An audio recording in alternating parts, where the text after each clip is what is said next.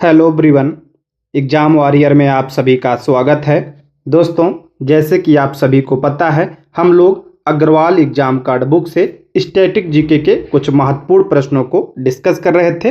तो उसी को आगे बढ़ाते हुए आज की इस क्लास में हम लोग इसके आगे के प्रश्नों को देखेंगे। दोस्तों, ये सभी एग्जाम के लिए इम्पोर्टेंट है और इसमें ऐसे प्रश्न शामिल हैं जो अक्सर एग्जाम में पूछे जाते हैं। तो आप लोग क्लास को लास्ट तक ध्यान से जरूर देखिएगा। दोस्तों, ये बहुत ही अच्छी बुक है। अगर आप लोग ये बुक लेना चाहते हैं तो इसका लिंक आपको डिस्क्रिप्शन बॉक्स या कमेंट बॉक्स में मिल जाएगा। तो चलिए शुरू करते हैं। दोस्तों, इसके पहले की क्लास में हम लोग इसके 80 प्रश्नों को कर चुके हैं। अगर आपने वो क्लास नहीं देखी है तो प्लीज़ चैनल पर जाके देख सकते हैं। आज की क्लास में इसके आगे के प्रश्नों को देखते हैं। आज का पहला प्रश्न है, निम्नलिखित में से किस स्तूप के तोरण द्वार पर अशोक एवं उसकी दो रानियों के साथ बोधि वृक्ष तीर्थ यात्रा का अंकन मिलता है? इंपॉर्टेंट प्रश्न है। निम्नलिखित में से किस स्तूप के तोरण द्वार पर अशोक एवं उसकी दो रानियों के साथ बोधि वृक्ष तीर्थ यात्रा का अंकन मिलता है? तो इसका राइट आंसर हो जाएगा ऑप्शन बी, सांची स्तूप पर। ऑप्शन बी इसका करेक्ट आंसर हो जाएगा, सांची स्तूप पर। सांची स्तूप के तोरण द्वार पर सम्राट अशोक को उनकी दो रानियों के साथ पवित्र बोधि वृक्ष की तीर्थ यात्रा करते हुए दर्शाया गया है। ठीक है, ऑप्शन बी इसका करेक्ट आंसर हो जाएगा। सांची स्तूप की बात करें तो ये भारत का सबसे प्राचीन स्तूप है। ठीक है, भारत का सबसे प्राचीन स्तूप है और ये कहाँ पर स्थित है, ये इंपॉर्टेंट है। तो ये मध्य प्रदेश में स्थित है। अगर पूछा जाए मध्य प्रदेश में कहाँ पर स्थित है तो मध्य प्रदेश के रायसेन जिला में यह स्थित है। और इसका निर्माण किसके द्वारा करवाया गया? तो अशोक के द्वारा इसका निर्माण करवाया गया था। ठीक है, कहाँ पे स्थित है? मध्य प्रदेश में। ऑप्शन बी इसका करेक्ट आंसर हो जाएगा। ठीक है, नेक्स्ट है, निम्नलिखित में से कौन सा ब्राह्मण ग्रंथ ऋग्वेद से संबंधित है? कौन सा ब्राह्मण ग्रंथ ऋग्वेद से संबंधित है? तो इसका राइट आंसर हो जाएगा ऑप्शन ए, ऐतरेय ब्राह्मण। ऐतरेय ब्राह्मण ग्रंथ ये ऋग्वेद से संबंधित है। ऑप्शन ए इसका करेक्ट आंसर हो जाएगा। इसमें बात करते हैं गोपद ब्राह्मण की। ये किससे संबंधित है? तो ये अथर्ववेद से संबंधित है। किस वेद से? तो ये अथर्ववेद से संबंधित है। इसमें दिया है तैतरीय ब्राह्मण, तो ये किससे संबंधित है? ये यजुर्वेद से संबंधित है। किससे? तो ये यजुर्वेद से संबंधित है। शतपथ ब्राह्मण की बात करें तो ये भी यजुर्वेद से संबंधित है। ठीक है, शतपथ ब्राह्मण ये भी यजुर्वेद से संबंधित है। इसको ध्यान रखिएगा, इंपॉर्टेंट है। ऐतरेय किससे है? तो ये ऐतरेय ब्राह्मण ग्रंथ ये ऋग्वेद से संबंधित है। ठीक है, गोपद अथर्ववेद, तैतरीय यजुर्वेद, शतपथ ये भी यजुर्वेद से। ठीक, नेक्स्ट है, मोहनजोदड़ो निम्नलिखित में से कहां पर स्थित है? मोस्ट इंपॉर्टेंट प्रश्न है ये, अक्सर एग्जाम में पूछा जाता है। मोहनजोदड़ो निम्नलिखित में से कहां पर स्थित है? तो ये कहां पर स्थित है? तो ये पाकिस्तान में स्थित है। तो ऑप्शन सी, पाकिस्तान के सिंध प्रांत में ये स्थित है। ऑप्शन सी इसका करेक्ट आंसर हो जाएगा। कहां पर? तो पाकिस्तान में। अगर पूछा जाए पाकिस्तान में किस जिले में स्थित है ये, तो लरकाना जिले में। कहां पे? लरकाना जिले में यह स्थित है। ठीक है, ऑप्शन सी इसका करेक्ट आंसर हो जाएगा। अच्छा, मोहनजोदड़ो किस नदी के किनारे बसा हुआ था? तो ये सिंधु नदी के किनारे। ठीक है, किस नदी के किनारे? सिंधु नदी के किनारे ये बसा हुआ था। सिंधु नदी के दाहिने किनारे पर ये बसा हुआ। मोहनजोदड़ो का अर्थ क्या होता है? तो इसका अर्थ होता है मृतकों का टीला। इसका अर्थ होता है मृतकों का टीला। अच्छा, इसकी खोज कब हुई थी ये भी ध्यान रखिएगा। तो इसकी खोज 1922 में हुई थी। किसने किया था? तो राखल दास बनर्जी ने इसकी खोज की थी। किसने? राखल दास बनर्जी ने इसकी खोज किया था। कब? 1922 ईस्वी में। यहाँ से किसके साक्ष्य मिले थे ये भी इंपॉर्टेंट है, अक्सर पूछा जाता है। किसके साक्ष्य प्राप्त हुए थे? तो यहाँ से जो है पशुपति मोहर यहाँ से मिला था। और क्या मिला था? तो कांसे की नर्तकी की मूर्ति मिली थी। ठीक है, कांसे की नर्तकी की मूर्ति यहाँ से प्राप्त हुई थी। और क्या मिला था यहाँ से? तो बृहद स्नानागार के साक्ष्य यहाँ से प्राप्त हुए थे। ये सारे इंपॉर्टेंट हैं, ध्यान सुनिएगा। कहाँ पर स्थित है ये? तो पाकिस्तान में स्थित है। किस नदी किनारे? सिंधु नदी किनारे स्थित है। इसका अर्थ क्या होता है? मृतकों का टीला होता है। खोज कब हुई थी? 1922 में। किसने किया था? राखलदास बनर्जी ने किया था। और यहाँ से क्या प्राप्त हुआ था? तो पशुपति मोहर प्राप्त हुआ था। नर्तकी की कांसे की मूर्ति प्राप्त हुई थी और बृहद स्नानागार यहाँ से प्राप्त हुआ था। ये सारे पॉइंट इसके बारे में आपको याद होना चाहिए। ठीक है, इंपॉर्टेंट प्रश्न है ये, अक्सर एग्जाम में पूछा जाता है। नेक्स्ट है, संस्कृत साहित्य का प्रादुर्भाव किस वेद द्वारा हुआ है? करा संस्कृत साहित्य का प्रादुर्भाव किस वेद से हुआ है? तो इसका राइट आंसर हो जाएगा आपका ऋग्वेद से। किससे हुआ है? ऋग्वेद से। ऑप्शन डी इसका करेक्ट आंसर हो जाएगा। और ये क्या है? सबसे पुराना वेद है, आप सभी को पता है, सबसे पुराना वेद है और यहीं से संस्कृत साहित्य का प्रादुर्भाव हुआ है। ऑप्शन डी इसका करेक्ट आंसर हो जाएगा। अच्छा, ऋग्वेद में मैंने बताया था कितने मंडल हैं इसमें? तो इसमें 10 मंडल हैं। कितने मंडल हैं इसमें? तो 10 मंडल हैं। अच्छा, ऋग्वेद के तीसरे मंडल में किसका उल्लेख किया गया है? ये भी मैंने बताया था। ऋग्वेद के तीसरे मंडल में गायत्री मंत्र का उल्लेख है। 9वें मंडल में किसका उल्लेख है? सोम देवता का उल्लेख है 9वें मंडल में। कितने सूक्त हैं इसमें? तो 1028 सूक्त हैं। ये सारे पॉइंट आपको ध्यान होना चाहिए।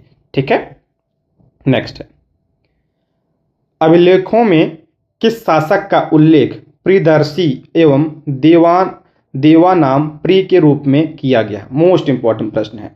कह रहा अभिलेखों में किस शासक का उल्लेख प्रियदर्शी एवं देवानाम प्रिय के रूप में किया गया है? तो ये किसके बारे में? ऑप्शन 20 का राइट आंसर हो जाएगा अशोक। अशोक, ऑप्शन क्या हो जाएगा? 20 का करेक्ट आंसर हो जाएगा। ठीक है, अशोक को जो है अभिलेखों में प्रियदर्शी एवं देवानाम प्रिय के रूप में जो है रूप में दर्शाया गया है। ऑप्शन 20 का करेक्ट आंसर हो जाएगा। ठीक है, नेक्स्ट बढ़ते हैं। अजंता की गुफाएं निम्नलिखित में से किससे संबंधित है? अजंता की जो गुफाएं हैं ये किससे संबंधित हैं? तो इसका राइट आंसर हो जाएगा जातक कथाएं। ऑप्शन क्या हो जाएगा? सी इसका करेक्ट आंसर हो जाएगा जातक कथाएं। ये कहाँ पे हैं? और ये जो जातक कथाएं हैं ये किस धर्म से संबंधित हैं? तो ये बौद्ध धर्म से संबंधित है। ठीक है, बौद्ध धर्म से संबंधित हैं जातक कथाएं। और अजंता की गुफाएं कहाँ पे हैं? तो महाराष्ट्र में, महाराष्ट्र के औरंगाबाद में। ठीक है, नेक्स्ट है, निम्नलिखित राजपूत वंशों में से किसने 8वीं शताब्दी में दिल्ली का यानी दिल्ली शहर की स्थापना की थी? यानी दिल्ली शहर की स्थापना किसने किया था? पूछ रहा है 8वीं शताब्दी में किसने किया था? तो तोमर वंश ने किया था। ऑप्शन सी इसका राइट आंसर हो जाएगा तोमर राजपूतों ने इसकी स्थापना की थी दिल्ली का की। ऑप्शन क्या हो जाएगा? सी इसका करेक्ट आंसर हो जाएगा। ठीक, अच्छा हम बात करते हैं तोमर वंश की। इसकी स्थापना किसने किया था? तो अनंगपाल ने, अनंगपाल तोमर ने इसकी स्थापना की थी। ठीक है, नेक्स्ट है, कुशल ग्रामीण प्रशासन के लिए प्रसिद्ध राजवंश था। कह रहा है कुशल ग्रामीण प्रशासन के लिए कौन सा राजवंश प्रसिद्ध था? ग्रामीण प्रशासन के लिए तो कौन सा? तो चोल राजवंश प्रसिद्ध था। ऑप्शन ए इसका राइट आंसर हो जाएगा चोल राजवंश। ऑप्शन ए इसका राइट आंसर हो जाएगा। चोल राजवंश की स्थापना किसने किया था? मैंने बताया था पिछली क्लास में। तो इसकी स्थापना विजया चोल ने किया था। किसने? विजया चोल ने इसकी स्थापना की थी। ठीक है, नेक्स्ट है, किसकी प्रशासनीय प्रणाली की अद्वितीय विशेषता ग्राम स्वायत्तता का विकास था? वही प्रश्न है। तो इसका राइट आंसर हो जाएगा ऑप्शन बी चोल। ऑप्शन बी इसका राइट आंसर हो जाएगा। अच्छा, चोल राजवंश की राजधानी क्या थी ये भी ध्यान रखिएगा, मैंने ये भी बताया था। तो तंजौर थी, यानी तंजावुर थी। ऑप्शन बी इसका करेक्ट आंसर हो जाएगा। नेक्स्ट, संस्कारों की कुल संख्या कितनी है? मैंने बताया था कितने संस्कार होते हैं? 16 संस्कार होते हैं। संस्कारों की कुल संख्या कितनी? तो 16 संस्कार। ऑप्शन डी इसका करेक्ट आंसर हो जाएगा। ठीक है, नेक्स्ट है, एलोरा एवं एलिफेंटा के स्थल किस काल से संबंधित है? एलोरा एवं एलिफेंटा के स्थल किस काल से संबंधित है? तो इसका राइट आंसर हो जाएगा आपका किसका? इसका राष्ट्रकूट वंश। ऑप्शन सी इसका राइट आंसर हो जाएगा। ठीक है, राष्ट्रकूट वंश से संबंधित है एलोरा एवं एलिफेंटा की गुफाएं। ऑप्शन सी इसका करेक्ट आंसर हो जाएगा। अच्छा, राष्ट्रकूट वंश की स्थापना किसने किया था? तो दंती दुर्ग ने इसकी स्थापना की थी। ठीक है, ऑप्शन सी इसका करेक्ट आंसर हो जाएगा। दोस्तों ये बहुत ही अच्छी बुक है। इसमें जो है सभी सब्जेक्ट दिया है। जैसे हिस्ट्री है, मॉडर्न हिस्ट्री है, एंशियन है, और उसके बाद जो है आपका इसमें ज्योग्राफी के क्वेश्चन भी है। सारे सब्जेक्ट इसमें क्वेश्चन है और ये सभी एग्जाम के लिए इंपॉर्टेंट है। तो ये बुक आप लोग एक बार जरूर लीजिएगा। ठीक है, इंपॉर्टेंट बुक है। ठीक, आगे बढ़ते हैं। भीम बेटिका को किसने खोजा था? भीम बेटिका को किसने खोजा था? इसकी खोज किसने किया था? Option C doctor Vishnudhar Wakankar ने इसकी खोज की थी। ऑप्शन सी इसका करेक्ट आंसर हो जाए। और इसकी खोज कब किया था इन्होंने? तो 1957-58 में इसकी खोज किया था। ठीक है, और ये कहाँ पे है भीमबेटका? तो ये मध्य प्रदेश में है। ठीक, कहाँ पे है? तो ये मध्य प्रदेश में है। और ये किसके लिए प्रसिद्ध है? तो ये शैल चित्र के लिए प्रसिद्ध है। शैल चित्र के लिए ये ही प्रसिद्ध है। ठीक, नेक्स्ट है, भारतीय उपमहाद्वीप में लोहे का प्रयोग कब शुरू हुआ? भारतीय उपमहाद्वीप में लोहे का प्रयोग कब शुरू हुआ? तो लगभग 3000 साल पहले, लगभग 3000 साल पहले शुरू हुआ था। लेकिन इसमें ऑप्शन में नहीं है, तो ऑप्शन डी, उपरोक्त में से कोई नहीं। ऑप्शन डी इसका करेक्ट आंसर हो जाएगा। ठीक, नेक्स्ट बढ़ते हैं। इनमें से किस प्रसिद्ध शासक ने अपनी माता के नाम पर विजयनगर के पास नागालपुरम की एक उपनगरीय बस्ती की स्थापना की थी? करा, इनमें से किस प्रसिद्ध शासक ने अपनी माता के नाम पर विजयनगर के पास नागालपुरम की एक उपनगरीय बस्ती की स्थापना की थी? तो किसने किया था? ऑप्शन ए, कृष्ण देवराय ने। ऑप्शन ए इसका राइट आंसर हो जाएगा, कृष्ण देवराय। और ये किस वंश के थे? तो ये विजयनगर साम्राज्य के शासक थे। ठीक है, कृष्ण देवराय। और इन्हें जो है कृष्ण देवराय को आंध्र भोज के नाम से भी जाना जाता है। इन्हें आंध्र भोज के नाम से भी जाना जाता है। ठीक है, एक पूछा जाता है अष्टदिग्गज, अष्टदिग्गज पूछा जाता है, अष्टदिग्गज किसके दरबार में थे? तो अष्टदिग्गज जो है इन्हीं के दरबार में थे, कृष्ण देवराय के। ठीक, और ये किस साम्राज्य से संबंधित थे? तो विजयनगर साम्राज्य से संबंधित थे। अच्छा, विजयनगर साम्राज्य की स्थापना किसने किया था? ये भी ध्यान रखिएगा, हरिहर और बुक्का ने किया था। हरिहर और बुक्का नामक दो भाइयों ने इसकी स्थापना की थी। ठीक है, और इसी वंश के शासक थे कृष्ण देवराय, जिन्हें आंध्र भोज के नाम से जाना जाता है। और इन्हीं के दरबार में अष्टदिग्गज थे। ये इंपॉर्टेंट है, इसको आप लोग जरूर ध्यान रखिएगा। ठीक है दोस्तों, यदि आप हमारे चैनल पर नए हैं तो प्लीज़ चैनल को सब्सक्राइब करें। और अगर आपको क्लास पसंद आती है तो क्लास को लाइक, शेयर और कमेंट जरूर करिएगा। ठीक है, नेक्स्ट है, निम्नलिखित में से प्राचीन भारत की कौन सी लिपि दाहिने से बाईं ओर लिखी जाती है? कह रहा कौन सी लिपि दाहिने से बाईं ओर लिखी जाती थी? दाहिने से बाईं, तो ध्यान रखिएगा खरोष्ठी लिपि। खरोष्ठी लिपि जो है दाहिने से बाईं लिखी जाती थी। और जो ब्राह्मी लिपि है ये कैसे लिखी जाती थी? ये बाएं से दाएं लिखी जाती थी। बाएं से दाएं लिखी जाती थी ब्राह्मी, और दाएं से बाईं खरोष्ठी लिपि। ठीक, ऑप्शन सी। नेक्स्ट, अशोक के शिलालेखों में प्रयुक्त भाषा है। अशोक के जो शिलालेख प्राप्त हुए थे उसमें करा कौन सी भाषा का प्रयोग हुआ है? तो भाषा उसमें प्राकृतिक भाषा। ठीक है, प्राकृत भाषा। ऑप्शन 20 का राइट आंसर हो जाएगा। और पूछा जाए लिपि, तो अक्सर जो है जो मिले हैं अधिकांशता ब्राह्मी लिपि का उसमें प्रयोग हुआ है। लेकिन एक दो में खरोष्ठी लिपि भी है, लेकिन अधिकांशता जो है किस लिपि का प्रयोग किया गया है अशोक के शिलालेख में? तो ब्राह्मी लिपि का किया गया। और भाषा कौन सी? तो प्राकृत भाषा। लिपि पूछा जाए तो ब्राह्मी अधिकांशता, और भाषा पूछा जाए तो प्राकृत भाषा। ठीक है, नेक्स्ट है, निम्नलिखित में से किस हड़प्पन नगर में जुते हुए खेतों के निशान मिलते? बहुत इंपॉर्टेंट है ये, जुते हुए खेत के साक्ष्य पूछ रहा है, कहाँ से प्राप्त हुए हैं? देखिए, इसमें ऐसे प्रश्न शामिल हैं जो अक्सर एग्जाम में पूछे जाते हैं। ठीक है, इसलिए आप लोग जरूर देखिएगा, बहुत ही इंपॉर्टेंट बुक है ये। जुते हुए खेतों के साक्ष्य जो है कहाँ से प्राप्त हुए थे? तो कालीबंगन से, कालीबंगन से प्राप्त हुए थे जुते हुए खेत के साक्ष्य। और ये कालीबंगन कहाँ पे स्थित है? तो ये राजस्थान में है। ठीक है, राजस्थान में, यहाँ से जुते हुए खेत के साक्ष्य प्राप्त हुए थे। बात करते हैं हम लोग यहाँ पे लोथल। लोथल मैंने बताया था यहाँ से किसके साक्ष्य प्राप्त हुए थे? तो बंदरगाह के साक्ष्य प्राप्त हुए थे लोथल से। किसके? बंदरगाह से। धौलावीरा से, तो यहाँ से जो है उन्नत जल प्रणाली, उन्नत जल प्रणाली यहाँ से प्राप्त हुई थी। मोहनजोदड़ो से अभी मैंने बताया था क्या प्राप्त हुआ था? बृहस्नारागार प्राप्त हुआ था, पशुपति मोहर प्राप्त हुआ था। ठीक है, नेक्स्ट है, भारत में पशुपालन एवं कृषि के प्राचीनतम साक्ष्य प्राप्त हुए। भारत में पशुपालन एवं कृषि के प्राचीनतम साक्ष्य कहाँ से? तो मेहरगढ़ से प्राप्त हुए थे। Option D, Mehrgarh. Next, Harappa में एक उन्नत जल प्रबंधन प्रणाली का पता चलता है। कह रहा हड़प्पा में एक उन्नत जल प्रबंधन प्रणाली, अभी मैंने बताया कहाँ से प्राप्त हुआ था? तो धौलावीरा से प्राप्त हुआ था। कहाँ से? धौलावीरा से प्राप्त हुआ था। ठीक है, ऑप्शन ए इसका राइट आंसर हो जाएगा। लोथल से, बंदरगाह, कालीबंगन से जुते हुए खेत के साँचे प्राप्त हुए थे। और आलमगीरपुर ये कहाँ पे है? उत्तर प्रदेश में, और इस क्या था? हड़प्पा सभ्यता का पूर्वी भाग था।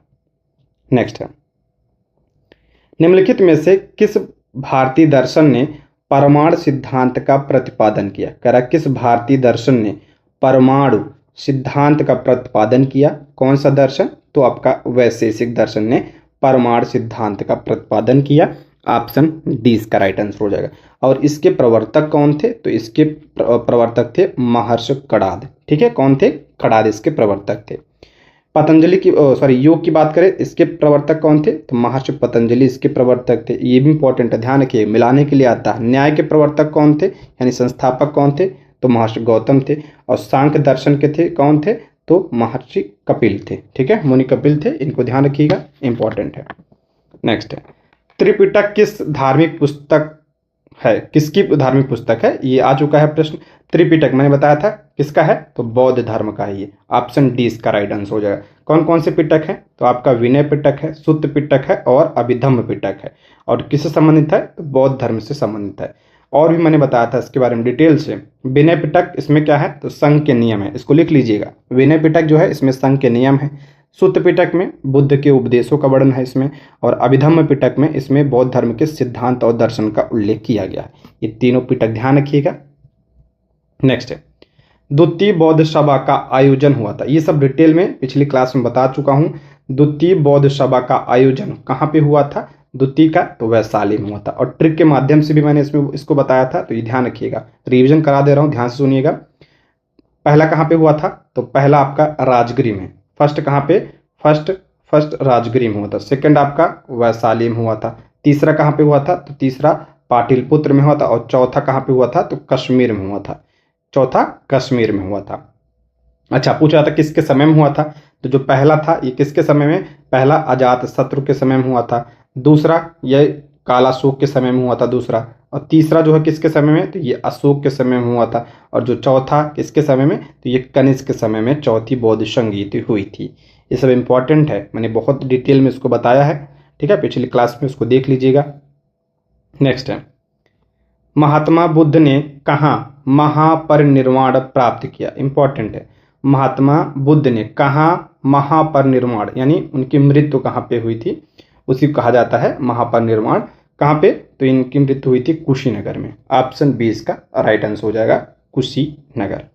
अच्छा, महात्मा बुद्ध के बारे में कुछ पॉइंट ध्यान रखिएगा। इनका जन्म कब हुआ था? तो 563 ईसा पूर्व में इनका जन्म हुआ था। कहाँ पे? लुम्बिनी, नेपाल में इनका जन्म हुआ था। और इनके बचपन में ही इनके माता पिता की डेथ हो गई थी। और इनका पालन पोषण किसने किया था? ये भी ध्यान रखिएगा। तो प्रजापति गौतमी ने, प्रजापति गौतमी इनकी मौसी थी, उन्हीं ने इनका पालन पोषण किया था। ठीक है, और इनके बचपन का नाम क्या था? तो इनके बचपन का नाम सिद्धार्थ था। ये भी ध्यान रखिएगा, अक्सर एग्जाम पूछा आता है। इनके बचपन का नाम सिद्धार्थ था। ज्ञान की प्राप्ति इन्हें कहाँ पे हुई थी? बोध गया में हुई थी। बोध गया बिहार में इन्हें ज्ञान की प्राप्ति हुई थी। अच्छा, प्रथम उपदेश कहाँ पे दिया था? तो प्रथम उपदेश उन्होंने सारनाथ में दिया था। कहाँ पे? सारनाथ में प्रथम उपदेश दिया था। और प्रथम उपदेश को क्या कहा जाता है? तो धर्म चक्र प्रवर्तन, धर्म चक्र प्रवर्तन प्रथम उपदेश को कहा जाता है। और कहाँ पे दिया था? तो सारनाथ में दिया था। ठीक है, मृत्यु कहाँ पे हुई? कुशीनगर में। मृत्यु को क्या कहा जाता है? महापरिनिर्वाण कहा जाता है। ठीक है, प्रथम उपदेश कहाँ पे? सारनाथ में, जिसे क्या कहा जाता है? धर्म चक्र प्रवर्तन कहा जाता है। नेक्स्ट, महात्मा बुद्ध ने अपना धर्म चक्र प्रवर्तन किस स्थान पर दिया? देखिए, अभी मैंने बताया महात्मा बुद्ध ने अपना धर्म चक्र प्रवर्तन किस स्थान पर दिया? तो कहाँ पे दिया? सारनाथ पे। ठीक है, पहला उपदेश को क्या कहा जाता है? धर्म चक्र प्रवर्तन कहा जाता है। और कहाँ पे? तो सारनाथ में। ठीक है, नेक्स्ट है, महावीर स्वामी का जन्म कहाँ पे हुआ था? महावीर स्वामी का जन्म पूछ रहा, कहाँ पे हुआ था? तो वैशाली के कुंड ग्राम में इनका जन्म हुआ था। ऑप्शन ए इसका राइट आंसर हो जाएगा। वैशाली के कुंड ग्राम में इनका जन्म हुआ था 599 ईसा पूर्व में। और महावीर स्वामी थे जो थे ये जैन धर्म के क्या थे? 24वें तीर्थंकर थे। जैन धर्म के 24वें तीर्थंकर थे। आप लोग कमेंट बॉक्स में जरूर बताइएगा कि जैन धर्म के पहले तीर्थंकर कौन थे। मैं बता चुका हूँ, इनके बारे में जरूर बताइएगा। जैन धर्म के पहले तीर्थंकर कौन थे, कमेंट जरूर किया करिए आप लोग, ठीक है। नेक्स्ट है, प्रथम बौद्ध संगीति के अध्यक्ष कौन थे। प्रथम बौद्ध संगीति के अध्यक्ष पूछ रहा है, ये भी बता चुका हूँ। तो पहले के कौन थे, महाकश्यप थे, ठीक है, महाकश्यप थे। दूसरे कौन थे, तो दूसरे का शाबाकामी थे, शाबाकामी या साबक मीर थे, ठीक है। तीसरे कौन थे, तो मोगली पुत्ततिस थे, मोगली पुत्ततिस तीसरे के थे। और चौथे के कौन थे, तो चौथे के वसुमित्र थे, चौथे बौद्ध संगीत के अध्यक्ष वसुमित्र। और उपाध्यक्ष पूछा जाता है चौथे कौन थे, तो अश्वघोष थे। ये ध्यान रखिए, पहले बौद्ध संगीत के अध्यक्ष महाकश्यप, दूसरे के साबाकामी, तीसरे के मोगली पुत्ततिस और चौथे के कौन थे, वसुमित्र थे। नेक्स्ट, पाटिलपुत्र के संस्थापक कौन थे। देखिए, पाटिलपुत्र के संस्थापक कौन थे। वैसे पाटिलपुत्र की स्थापना किसने किया था, अजातशत्रु ने किया था। इसकी स्थापना अजातशत्रु ने किया था। लेकिन अगर पूछा जाता पाटिलपुत्र की को राजधानी सबसे पहले किसने बनाया था, तो उदयन ने बनाया था। लेकिन इसमें ऑप्शन में नहीं है, तो उदयन करेक्ट आंसर माना जाएगा, ठीक है। पाटिलपुत्र के संस्थापक कौन थे, उदयन थे। उदयन ने ही पाटिलपुत्र को मगध की सबसे पहले राजधानी बनाया था। ये ध्यान रखिएगा, प्रश्न ऐसे पूछा जाता है कि पाटिलपुत्र को मगध की राजधानी किसने बनाया था, तो उदयन ने बनाया था, ठीक है। नेक्स्ट बढ़ते हैं, 16 महाजनपदों की सूची उपलब्ध है। जो 16 महाजनपद है, ठीक है, करा उसकी सूची कहाँ पे मिलती है, कहाँ पे, तो ये आपका अंगुत्तर निकाय में। ऑप्शन 20 का राइट आंसर है। और अंगुत्तर निकाय ये बौद्ध धर्म, बौद्ध क्या है, बौद्ध ग्रंथ है, ठीक है, बौद्ध ग्रंथ है, यानी बौद्ध धर्म से संबंधित है। और एक और आप ध्यान रखिएगा, भगवती सूत्र, भगवती सूत्र ये जैन ग्रंथ है, जैन ग्रंथ है। इन्हीं दोनों से जो है 16 महाजनपदों का उल्लेख मिलता है। जैन ग्रंथ भगवती सूत्र और बौद्ध ग्रंथ अंगुत्तर निकाय में 16 महाजनपदों की सूची का उल्लेख किया गया है। नेक्स्ट बढ़ते हैं, मेगस्थनीज दूत था। मेगस्थनीज किसका दूत था, ये भी बता चुका हूं, सेल्यूकस निकेटर का दूत था। ऑप्शन ए, सेल्यूकस निकेटर का दूत था कौन, मेगस्थनीज। इसकी पुस्तक मैंने बताया था, इसकी पुस्तक का नाम क्या था, इंडिका। इंडिका जो है इसकी पुस्तक का नाम था। और ये किसके समय में भारत आया था, तो चंद्रगुप्त मौर्य के समय में ये भारत आया था। और किसका राजदूत था ये, तो सेल्यूकस निकेटर का ये राजदूत था। पुस्तक का नाम क्या है, इंडिका, ठीक है। नेक्स्ट है, समाहर्ता कौन था, ये मौर्य प्रशासन में था। समाहर्ता उस समय कौन था, तो जो है महासंग्रहकर्ता, जो करों का जो है संग्रह करता था, उसी को समाहर्ता कहा जाता था मौर्य प्रशासन में। ऑप्शन क्या हो जाएगा, ए। नेक्स्ट है, अंतिम मौर्य सम्राट कौन था, ये भी बता चुका हूं। अंतिम मौर्य सम्राट कौन था, तो बृहदत्त जो है अंतिम मौर्य सम्राट था। अगर आपने पिछली क्लास देखी होगी तो इसमें काफी प्रश्न आप जो है आराम से कर लेंगे। अंतिम मौर्य सम्राट कौन था, तो बृहदत्त जो है अंतिम मौर्य सम्राट था। मौर्य वंश की स्थापना किसने किया था, तो चंद्रगुप्त मौर्य ने किया था, यानी चंद्रगुप्त मौर्य मौर्य वंश का पहला शासक था। अंतिम शासक कौन था, तो बृहदत्त थे। अच्छा, बृहदत्त की हत्या किसने किया था, तो 185 ईसा पूर्व में जो है बृहदत्त की हत्या किसने किया था, पुष्यमित्र शुंग ने। पुष्यमित्र शुंग ने इसकी हत्या करके किस वंश की स्थापना किया था, शुंग वंश की स्थापना की थी। ये इंपॉर्टेंट है, ध्यान रखिएगा इसको। नेक्स्ट, अशोक के ब्राह्मी अभिलेखों को सर्वप्रथम किसने पढ़ा था। अशोक के जो ब्राह्मी अभिलेख थे इसको किसने पढ़ा था, तो सबसे पहले इसे जेम्स प्रिंसिप ने पढ़ा था। जेम्स प्रिंसिप ने इसे पढ़ा था। कब पढ़ा था, 1837 में, ठीक है, जेम्स प्रिंसिप। नेक्स्ट, मौर्य कला में शिक्षा का सर्वाधिक प्रसिद्ध केंद्र कौन सा था। मौर्य काल में शिक्षा का सर्वाधिक प्रसिद्ध केंद्र कौन सा था मौर्य समय में, तो तक्षशिला था, ठीक है, तक्षशिला। और यहीं के प्राचार्य थे कौन, चाणक्य। पूछा जाता है चाणक्य कहाँ के प्राचार्य थे, किस विश्वविद्यालय के, तो तक्षशिला विश्वविद्यालय के, ठीक है। कलिंग नरेश खारवेल का संबंध था। कलिंग का जो नरेश था खारवेल, उसका संबंध किस वंश था, तो ये चेदी वंश। ऑप्शन 20 का राइट आंसर हो जाएगा। इसकी स्थापना किसने किया था, तो इसकी स्थापना महामेघवाहन ने इसकी स्थापना की थी, महामेघवाहन। और इसी के नाम पर इस वंश को जो है महामेघवाहन वंश भी कहा जाता है। और इसी वंश का शासक था कौन, खारवेल, ठीक है। नेक्स्ट है, शुंग वंश के बाद किस वंश ने भारत पर राज्य किया? कह रहा शुंग के बाद जो है किस वंश ने राज्य किया? तो शुंग के बाद कर्ण वंश ने। ऑप्शन सी इसका राइट आंसर हो जाएगा। देखिए इसका मैं क्रम बता रहा हूँ, प्राचीन इतिहास के जो है जो वंश थे उसको ध्यान से सुनिएगा। यहाँ सुनिए, हर्यक वंश, ठीक है। हर्यक वंश के बाद कौन सा वंश आया? तो हर्यक वंश के बाद शिशुनाग वंश, ठीक है। शिशुनाग वंश के बाद कौन सा वंश? तो नंद वंश, ठीक है। नंद वंश के बाद कौन आया? तो मौर्य वंश। नंद वंश के बाद मौर्य वंश। मौर्य वंश के बाद मैंने बताया तो शुंग वंश। शुंग वंश के बाद कौन सा वंश? तो शुंग वंश के बाद आपका कर्ण वंश आया, ठीक है। शुंग वंश के बाद कर्ण वंश। कर्ण वंश के बाद कौन सा? सातवाहन वंश। सातवाहन वंश के बाद इंडो यूनानी आए, ठीक है। इंडो यूनानी, इंडो यूनानी, उसके बाद पार्थियन, उसके बाद इनके बाद कौन आया? शक आया, ठीक है। शक के बाद क्या? कुषाण। यह प्राचीन इतिहास के जो है वंशों का क्रम है। हर्यक वंश, शिशुनाग वंश, फिर नंद वंश, फिर मौर्य वंश, फिर शुंग वंश, फिर कर्ण वंश, फिर सातवाहन वंश, फिर इंडो यूनानी पार्थियन, उसके बाद आपका शक वंश, फिर आपका कुषाण वंश, ठीक है। ये इंपॉर्टेंट, इसको ध्यान रखिएगा। नेक्स्ट, प्रसिद्ध चीनी यात्री फाहियान निम्नलिखित फाहियान किसके शासनकाल में भारत की यात्रा की? जो फाहियान था क्या था? चीनी यात्री था। किसके समय में भारत आया था? तो चंद्रगुप्त द्वितीय के समय में भारत आया था। किसके समय में? चंद्रगुप्त द्वितीय, ठीक है। ये गुप्त वंश के शासक थे, इन्हीं के समय में ये भारत आया था। नेक्स्ट है, नालंदा विश्वविद्यालय के संस्थापक कौन थे? मोस्ट इंपॉर्टेंट है, नालंदा विश्वविद्यालय के संस्थापक कौन थे? तो इसके संस्थापक थे कुमारगुप्त।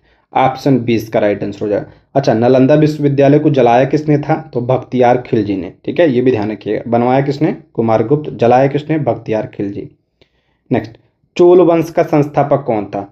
चोल वंश का संस्थापक अभी पीछे मैंने बताया था, तो विजयालय ने इसकी स्थापना की थी। ऑप्शन ए, विजयालय ने इसकी स्थापना की थी। नेक्स्ट है, प्राचीनकारी यानी पिट्राड्यूरा। पिट्राड्यूरा निम्नलिखित में से किससे संबंधित? जो पिट्राड्यूरा एक शैली है, किससे संबंधित है? तो ऑप्शन ए, दीवारों में अर्धकीमती पत्थर जड़कर फूलों की नक्काशी करना, ये आपका क्या है? पिट्राड्यूरा शैली है। ऑप्शन ए इसका राइट आंसर हो जाएगा। नेक्स्ट बढ़ते हैं, भारत के किस राज्य ने भारत माता का मंदिर निर्माण करने का निर्णय लिया है? कह रहा भारत के किस राज्य ने भारत माता का मंदिर निर्माण करने का निर्णय लिया है? तो इसका करेक्ट आंसर हो जाएगा आपका ऑप्शन क्या हो जाएगा इसका? D, Madhya Pradesh. Option D इसका करेक्ट आंसर हो जाएगा, मध्य प्रदेश, ठीक है। दोस्तों आज की क्लास में इतना ही। इसके आगे के प्रश्नों को हम लोग अगली क्लास में देखेंगे, ठीक है। और इस बुक का लिंक आपको डिस्क्रिप्शन बॉक्स या कमेंट बॉक्स में मिल जाएगा। उसको अगर आप लेना चाहते हैं तो ज़रूर लीजिएगा, बहुत ही अच्छी बुक है, ठीक है। और हमारे चैनल को सब्सक्राइब करिएगा, ठीक। Thank you for watching.